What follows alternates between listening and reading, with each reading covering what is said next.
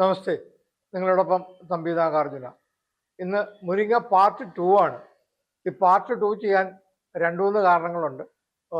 ഒന്ന് സന്തോഷ വാർത്തയാണ്. അതായത് ലേറ്റസ്റ്റ് റിസർച്ച് കാണിക്കുന്നത് മുരിങ്ങ, പ്രത്യേകിച്ച് ഡയബറ്റീസ് ഉള്ളവർക്കൊക്കെ രാവിലെ 1 സ്പൂൺ മുരിങ്ങ പൗഡർ മോരിൽ കലക്കി രാവിലെ കുടിച്ചു കഴിഞ്ഞാൽ അവർക്ക് അവരുടെ ബ്ലോട്ടിങ് ഇല്ലാണ്ടാവും, ഷുഗർ ലെവൽ കറക്റ്റ് ആവും, അതുപോലെ തന്നെ മലബന്ധം ഇല്ലാണ്ടാവും.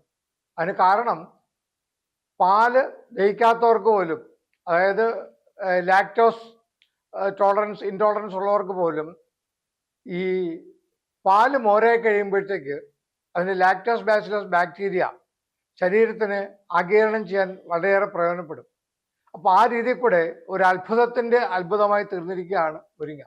ഈ മുരിങ്ങയുടെ പൊടി ഞാനന്ന് പറഞ്ഞു ഓർക്കുമല്ലോ, നമ്മൾ ഇത് ഇലക്ട്രിക് ഡ്രയറിലൊന്നും ഇടാണ്ട് മുരിങ്ങയുടെ തന്നെ അല്ലെങ്കിൽ മരങ്ങളുടെ ശീതള ചായയിൽ ഉണക്കിയെടുക്കുന്നതാണ്. അത് മാത്രമല്ല, ഇത് നമ്മൾ ട്രാൻസ്പെറൻസി ഇല്ലാണ്ടാണ് പാക്ക് ചെയ്യുന്നത്. ഇതിൻ്റെ ക്ലോറോഫില്ലിൽ നഷ്ടം വരില്ല.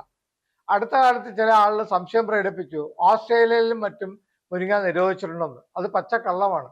ഓസ്ട്രേലിയയിൽ ഗൂഢതന്ത്രത്തിലുള്ള കോർപ്പറേറ്റുകൾ ഇത് അനാവശ്യമായിട്ട് പരസ്യം ചെയ്ത് കൊടുത്തപ്പോൾ അതിന് പകരം എല്ലാവരും അവരവരുടെ വീട്ടിൽ മുരിങ്ങ വളർത്തി അതിനെ പ്രോത്സാഹിപ്പിക്കാൻ വേണ്ടി ഗവൺമെൻറ് ഒരു നിയമം ഇറക്കി.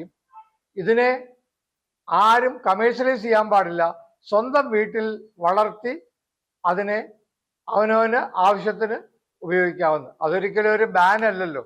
ഓക്കെ, അപ്പം ഇതാണ്, നിങ്ങൾ പരമാവധി മുരിങ്ങ പൗഡർ വാങ്ങി സേവിക്കുക. അതും രാവിലെ ചായയും കാപ്പി ഒഴിവാക്കി അതിന് പകരം ഇതിലേക്ക് മാറുക. നന്ദി, നമസ്കാരം.